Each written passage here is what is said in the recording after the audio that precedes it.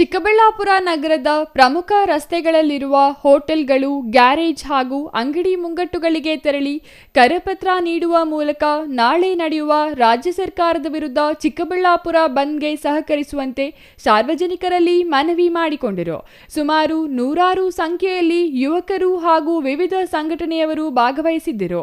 ಇದೇ ವೇಳೆ ಮಾತನಾಡಿದ ಭಗತ್ ಸಿಂಗ್ ಚಾರಿಟಬಲ್ ಟ್ರಸ್ಟ್ನ ಅಧ್ಯಕ್ಷ ಸಂದೀಪ್ ರೆಡ್ಡಿ ಅವರು, ಒಂದು ದೀಪದಿಂದ ಇನ್ನೊಂದು ದೀಪ ಹಚ್ಚುವ ರೀತಿಯಲ್ಲಿ ನಮ್ಮ ಜಿಲ್ಲೆಗೆ 3ನೇ ಹಂತದ ಶುದ್ಧೀಕರಣ ನೀರು ಬೇಕೆಂದು ಒತ್ತಾಯದ ಅರಿವು ಮೂಡಿಸುವ ಕೆಲಸ ಪ್ರಮುಖ ರಸ್ತೆಗಳಲ್ಲಿ ಮಾಡುತ್ತಿದ್ದೇವೆ. ಭಾನುವಾರ ನಡೆಯುವ ಬಂದ್ಗೆ ಸ್ವಯಂ ಪ್ರೇರಿತರಾಗಿ ಸಹಕರಿಸುವಂತೆ ಮನವಿ ಮಾಡುತ್ತಿದ್ದೇವೆ ಎಂದರು. ಭಾನುವಾರ ಈಗ ಏನು ಬಂದ್ಗೆ ಸಿದ್ಧತೆಗಳನ್ನು ಮಾಡ್ಕೊಂಡಿದ್ದೀರಾ ಅಂತ ತಾವು ಕೇಳಿದ್ರಿ. ಸಿದ್ಧತೆಗಳೇನಿಲ್ಲ ಸರ್, ಎಲ್ಲರಿಗೂ ಒಂದು ಅರಿವನ್ನು ಮೂಡಿಸುವಂತಹ ಕೆಲಸವನ್ನು ಇಡೀ ನನ್ನ ಚಿಕ್ಕಬಳ್ಳಾಪುರದ ಜನತೆ ಒಬ್ರಿಗೊಬ್ಬರು ಏನು ಒಂದು ದೀಪದಿಂದ ಇನ್ನೊಂದು ದೀಪವನ್ನು ಹಚ್ಚೋ ರೀತಿಯಲ್ಲಿ ಎಲ್ಲರೂ ಸಹ ತುಂಬ ಅದ್ಭುತವಾಗಿ ಒಬ್ಬರಿಗೊಬ್ಬರು ಮಾತಾಡಿಕೊಂಡು ನಮಗೆ ನೀರು ಬೇಕು ಅನ್ನೋದು ಅವರೆಲ್ಲರ ಮನಸ್ಸಿನಲ್ಲಿ ಬಂದಿರೋದ್ರಿಂದ ಏನು ನಾವು ಮೊದಲು ಕರೆ ಒಂದು ಕೊಟ್ಟಿದ್ದೀವಿ ಈ ಹೋರಾಟಕ್ಕೆ, ಅದಕ್ಕೆ ಎಲ್ಲರೂ ಸಹ ಸ್ವಯಂ ಪ್ರೇರಿತರಾಗಿ ಇದಕ್ಕೆ ಒಂದು ಬೆಂಬಲವನ್ನು ಸೂಚಿಸ್ತಾ ಇದ್ದಾರೆ. ಡೆಫಿನೆಟಾಗಿ ಆವತ್ತು ಅರ್ಥಪೂರ್ಣವಾಗಿ ಬಂದಾಗುತ್ತೆ ಅನ್ನೋದು ನನ್ನ ನಂಬಿಕೆ. ಅದೇ ರೀತಿ ನೀವು ಎಷ್ಟು ಜನ ಬರ್ತಾರೆ ಅಂತ ಕೇಳಿದ್ರಿ. ಯಾವುದೇ ಕಾರಣಕ್ಕೂ ಜನಗಳನ್ನು ಇದೇ ರೀತಿ ಬರಬೇಕು ಅಂತ ಸೇರಿಸೋವಂತಹ ಪ್ರಯತ್ನ ನಾವೇನಿಲ್ಲ. ಆದರೆ ಎಲ್ಲ ಸಂಘಟನೆಗಳವರು, ಎಲ್ಲ ನಾಗರಿಕರು, ಎಲ್ಲ ಏನು ಸಹೃದಯರು ನಾವು ಬರ್ತೀವಿ ಅಂತ ಹೇಳ್ತಿದ್ದಾರೆ. ಯಾರ್ಯಾರು ಅವತ್ತಾಗುತ್ತೋ ಎಲ್ಲರೂ ಸೇರಿ ಒಂದು ಶಾಂತಿಯುತವಾದ ಮೆರವಣಿಗೆಯನ್ನು ನಡೆಸಿ ಯಾರು ಸಂಬಂಧಪಟ್ಟ ಅಧಿಕಾರಿಗಳಿರ್ತಾರೆ ಅವರಿಗೆ ಒಂದು ಮೆಮೊರಂಡಮ್ ಕೊಡುವಂತಹ ಕೆಲಸವನ್ನು ನಾವು ಅವತ್ತು ಮಾಡ್ತೀವಿ ಸರ್.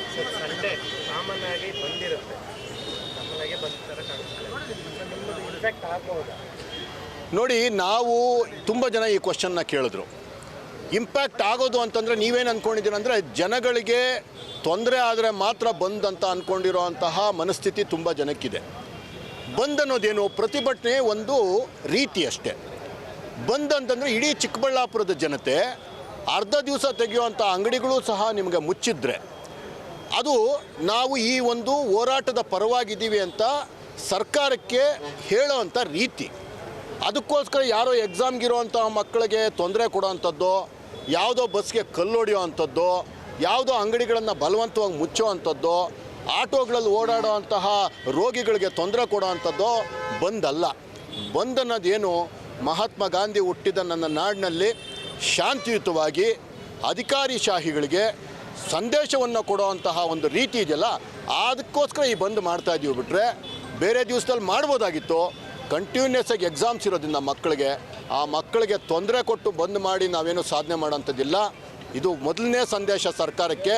ನಾವೀಗಾಗಲೇ ಮೊದಲನೇ ಸಂದೇಶ ಕೊಡೋ ಅಷ್ಟೊತ್ತಿಗೆ ಬೇರೆ ದೊಡ್ಡ ನಾಯಕರುಗಳೆಲ್ಲ ಎದ್ದು ಕುಳಿತಿದ್ದಾರೆ. ಈಗ ಬೇರೆ ಬೇರೆ ರೀತಿಯ ಹೋರಾಟಗಳನ್ನು ಮಾಡ್ತೀವಿ ಅಂತ ಹೇಳ್ತಿದ್ದಾರೆ. ಮಾಡಲಿ, ಅದೇನೇ ನಮಗೂ ಬೇಕಿರೋದು. ಯಾರನ್ನೋ ಒಬ್ಬ ನಮ್ಮಂಥ ಚಿಕ್ಕ ಜನಗಳನ್ನು ನೋಡಿ ದೊಡ್ಡವರೆಲ್ಲ ನಿದ್ದೆಯಿಂದ ಎದ್ದರೆ ನಿಜಕ್ಕೂ ಅದಕ್ಕಿಂತ ನಾವು ಮಾಡಬೇಕಾಗಿರೋದು ಇನ್ನೇನಿಲ್ಲ. ನಮ್ಮ ಪಾಡಿಗೆ ನಾವು ಎಲೆಮರೆ ಕಾಯಿ ಥರ ನಮ್ಮ ಪಾಡಿಗೆ ನಾವು ಏನು ಚಿಕ್ಕಬಳ್ಳಾಪುರದಲ್ಲಿ ಮಾಡ್ತಾಯಿದ್ದೀವೋ ಅದನ್ನು ಮಾಡ್ಕೊಂಡು ಹೋಗ್ತೀವಿ. ಹೋರಾಟಗಳನ್ನ ದೊಡ್ಡವ್ರು ಮಾಡಲಿ, ಅವ್ರ ಜೊತೆ ಎಲ್ಲೋ ಮೂಲೆಯಲ್ಲಿ ನಿಂತ್ಕೊಂಡು ನಾವು ಕೆಲಸ ಮಾಡ್ತಾ ಹೋಗ್ತೀವಿ. ಅಷ್ಟು ಬಿಟ್ಟರೆ ನಮಗೆ ಹೆಸರಿಗೋಸ್ಕರ ಇದು ಹೋರಾಟ ಮಾಡ್ತಿರೋದಲ್ಲ. ಆ ನಿದ್ದೆಯಲ್ಲಿದ್ದವಂಥವ್ರನ್ನ ಎಬ್ಬರಿಸೋಕೆ ಮಾಡಿದಂತಹ ಹೋರಾಟ ನಾವು ಸಕ್ಸಸ್ ಆಗಿದ್ದೀವಿ. ನಿದ್ದೆಯಲ್ಲಿದ್ದವರೆಲ್ಲ ಎದ್ದು ಬಂದಿದ್ದಾರೆ ಸರ್. ಈಗ ಒಂದು ಸಾಂಕೇತಿಕವಾಗಿ ಒಂದಷ್ಟು ಅಂಗಡಿಗಳಿಗೆ, ಒಂದಷ್ಟು ವ್ಯಾಪಾರಿಗಳಿಗೆ ಮನವಿ ಮಾಡುವಂಥ ಕೆಲಸನ ನಾವು ಮಾತ್ರ ಒಂದಷ್ಟು ತಂಡ, ಒಂದು 50-100 ಜನರ ಒಂದು ಯುವಕರ ತಂಡ ಮತ್ತು ಪ್ರಬುದ್ಧರು, ಹಿರಿಯರೆಲ್ಲ ಸೇರಿಕೊಂಡು ಅವ್ರನ್ನ ಸಾಂಕೇತಿಕವಾಗಿ ಕೇಳ್ಕೊಳೋಂಥ ಕೆಲಸ ಮಾಡ್ತಿದ್ವಿ.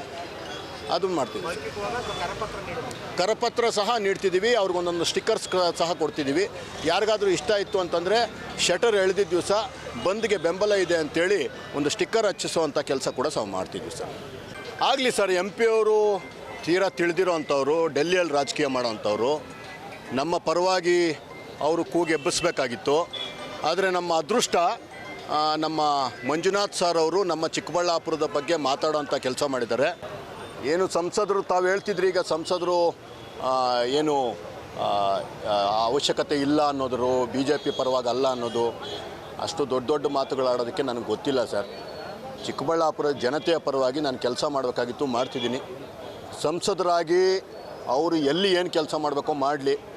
ಅವ್ರು ಮಾಡಿಲ್ಲ ಅಂತಂದ್ರೂ ಹೆಮ್ಮೆಯ ಸಂಸದರಾದಂತಹ ನಮ್ಮ BJP ಸಂಸದರಾದಂತಹ ಡಾಕ್ಟರ್ CN ಮಂಜುನಾಥ್ ಸರ್ ಅವರು ನಮ್ಮ ಚಿಕ್ಕಬಳ್ಳಾಪುರ ಜನತೆಯ ಬಗ್ಗೆ ಕೂಗನ್ನು ಎಬ್ಬಿಸುವಂತಹ ಕೆಲಸವನ್ನು ಅದ್ಭುತವಾಗಿ ಮಾಡಿದ್ದಾರೆ. ಚಿಕ್ಕಬಳ್ಳಾಪುರ ಜನತೆಯ ಕೂಗು ನಮ್ಮ ಸಂಸದರ ಮುಖಾಂತರ ಅಲ್ಲಿ ಬರುತ್ತೆ ಅಂತ ನಾವು ಅಂದ್ಕೊಂಡಿದ್ವಿ. ಏನೋ ಗೊತ್ತಿಲ್ಲ, ಟೆಕ್ನಿಕಲ್ ಪ್ರಾಬ್ಲಮ್ ಇದೆಯೋ ಇನ್ನೇನಿದೆಯೋ, ಪಾಪ ಅವ್ರಿಗೇನು ಸಂಸತ್ತು ಹೆಂಗೆ ನಡೀತದೆ ನಂಗೆ ಇನ್ನೂ ಗೊತ್ತಿಲ್ಲ. ಪಾಪ ಅವ್ರಿಗೆ ಮಾಡೋಕ್ಕಾಗಿಲ್ಲ ಅಂತಂದರೂ ಸಹ ನಮ್ಮ ಡಾಕ್ಟರ್ ಮಂಜುನಾಥ್ ಅವರು ಆ ಕೆಲಸವನ್ನು ಮಾಡಿ ಚಿಕ್ಕಬಳ್ಳಾಪುರದ ಬಗ್ಗೆ ಮಾತಾಡಿದ್ದಾರೆ. ಡಾಕ್ಟರ್ ಮಂಜುನಾಥ್ ಅವರಿಗೆ ನಮ್ಮ ಸಂಸದ ಸುಧಾಕರ್ ಅವರ ಪರವಾಗಿ ಸಹ ವಂದನೆಗಳನ್ನು ತಿಳಿಸೋಕ್ಕೆ ನಾನು ಇಷ್ಟಪಡ್ತೀನಿ ಸರ್. ಸ್ವಪಕ್ಷದಲ್ಲಿ ಆಂತರಿಕ ಭಿನ್ನಮತ ಇದೆಯಾ? ಹಾಗಾದರೆ ಸ್ವಪಕ್ಷದಲ್ಲಿ ಆಂತರಿಕ ಭಿನ್ನಮತ ಏನೂ ಇಲ್ಲ ಸರ್. ಜಿಲ್ಲಾಧ್ಯಕ್ಷರು ಸಹ ಇವತ್ತು ಈ ಬಂದ್ಗೆ ತಮ್ಮ ಸಹಮತವನ್ನು ತಿಳಿಸಿದ್ದಾರೆ. ಇಷ್ಟು ದೊಡ್ಡ ಕೆಲಸ ಮಾಡ್ತಾ ಇರಬೇಕಾದ್ರೆ ಒಂದಷ್ಟು ಬೇರೆ ಬೇರೆ ಲೆಕ್ಕಾಚಾರಗಳು ನಡೀತಾ ಇರ್ತದೆ, ಅದೆಲ್ಲರಿಗೂ ಜನಕ್ಕೆ ಗೊತ್ತಿದೆ. ಅವ್ರವ್ರ ಲೆಕ್ಕಾಚಾರದಲ್ಲಿ ಅವ್ರು ಇರಲಿ. ನಮ್ಮ ಉದ್ದೇಶ ಚಿಕ್ಕಬಳ್ಳಾಪುರದ ಪರವಾಗಿ ಕೂಗೆಬ್ಸೋದು, ಚಿಕ್ಕಬಳ್ಳಾಪುರಕ್ಕೆ ಶುದ್ಧ ನೀರನ್ನು ಕೊಡಿಸೋದಷ್ಟೇ. ಬೇರೆಯವರ ಲೆಕ್ಕಾಚಾರಗಳು, ಬೇರೆಯವರ ಆಟಗಳು ಅವ್ರವ್ರ ಹತ್ರನೇ ಇಟ್ಕೊಳ್ಳಿ. ಚಿಕ್ಕಬಳ್ಳಾಪುರ ಜನತೆ ಈಗಾಗಲೇ ಸುಮಾರು ಸಲ ಬೇರೆ ಬೇರೆ ರೀತಿ ಬುದ್ಧಿ ಕಲಿಸಿದ್ದಾರೆ ಜನಗಳಿಗೆ. ಮುಂದೆ ಇನ್ನಷ್ಟು ಬುದ್ಧಿ ಇರಬೇಕು ಅಂತಂದರೆ ಜನತೆಯ ಪರವಾಗಿ ನಿಸ್ವಾರ್ಥವಾಗಿ ಈಗ ನಂದಿ ಆಂಜನಪ್ಪಣ್ಣ ಅವ್ರದ ಏನು ಗೋಷ್ಠಿಯನ್ನು ಒಂದು ಸ್ವಲ್ಪ ನೋಡಿದೆ, ಸುದ್ದಿಗೋಷ್ಠಿಯನ್ನು. ನಿಜಕ್ಕೂ ಸಂತೋಷ ಆಯಿತು. ಸಂತೋಷ ಆಗಿದ್ದಕ್ಕೆ ಕಾರಣ ಏನಂತಂದರೆ ಅವರು ಹೇಳಿದಂತಹ ವಿಧಾನ ಏನು, 6 ತಿಂಗಳೊಳಗಡೆ ನಾನು ಮಾಡಿಲ್ಲ ಈ ಕೆಲಸ ಅಂತಂದರೆ ಮಾಡೇ ಮಾಡ್ತೀನಿ, ಮಾಡಿಲ್ಲ ಅಂತಂದರೆ ನಾನು ರಾಜೀನಾಮೆ ಕೊಡ್ತೀನಿ, ರಾಜಕೀಯದಿಂದ ನಿವೃತ್ತಿ ಹೊಂದ್ತೀನಿ ಅಂತಂದರೆ ಅವ್ರಿಗೆ ಅಷ್ಟೊಂದು ವಿಶ್ವಾಸ ಇದೆ ಅಂತ ಅರ್ಥ. ನಮಗೂ ಬೇಕಿರೋದು ಅದನ್ನೇ. ಅಂತಹ ನಾಯಕರನ್ನು ಬಡಿದಬ್ಬಿಸೋ ಅಂಥ ಕೆಲಸವನ್ನು ಈ ಒಂದು ಆಂದೋಲನ ಮಾಡಿದೆ. ಅವರೂ ಸಹ ಎದ್ದಿದ್ದಾರೆ, ಕೆಲಸ ಮಾಡ್ತಾರೆ. ಆಂಜನಪ್ಪನವರು ನಿಜವಾಗ್ಲೂ ಅದ್ಭುತವಾದ ಶಕ್ತಿ ಇರುವಂತಹ ನಾಯಕ, ಹನುಮಂತನ ಥರ ಅವರ ಶಕ್ತಿ ಏನಂತ ಗೊತ್ತಿಲ್ಲದ್ರೆ ಒಂದೊಂದು ಸಲ ಕೂತಿರ್ತಾರೆ. ಬಡಿದೆಬ್ಸಿದ್ರೆ ಸರ್ಕಾರವನ್ನು ಯಾರು ಹಿಡಿದು ಕೆಲಸ ಮಾಡಿಸ್ಬೇಕೋ ಮಾಡಿಸೋ ಧೀಮಂತ ನಾಯಕ ಆಂಜನಪ್ಪನವರು. ಇಲ್ಲಿ ಪಕ್ಷಾತೀತವಾಗಿ ನಾನು ಮಾಡ್ತಾಯಿದ್ದೀನಿ. ಅವರು 100% ನಮ್ಮ ಚಿಕ್ಕಬಳ್ಳಾಪುರದ ಪರವಾಗಿ ಈ ಕೆಲಸ ಮಾಡ್ತಾರೆ. 3ನೇ ಹಂತದ ಶುದ್ಧೀಕರಣ ಮಾಡಿಸ್ತಾರೆ ಅಂತ ನಾನು ಅಂದ್ಕೊಂಡಿದ್ದೀನಿ. ಮತ್ತು ಇದಕ್ಕೆ ಕಾರಣ ನಾವು ಮಾಡ್ತಾ ಇರೋ ಆಂದೋಲನ ಅನ್ನೋದನ್ನು ಜನಗಳಿಗೆ ಮತ್ತೆ ನೆನಪಿಸೋಕ್ಕೆ ಇಷ್ಟಪಡ್ತೀನಿ. Thoudanahalli Ramesh, CTV news, Chikkaballapur.